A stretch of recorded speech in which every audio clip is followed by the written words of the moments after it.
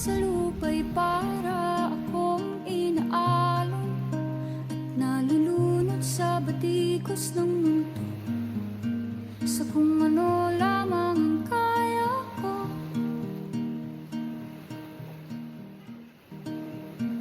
Bigang-bigan sa mga problemang di masolusyonan agad, parang wala nang bukas. Pwede bang umiwas?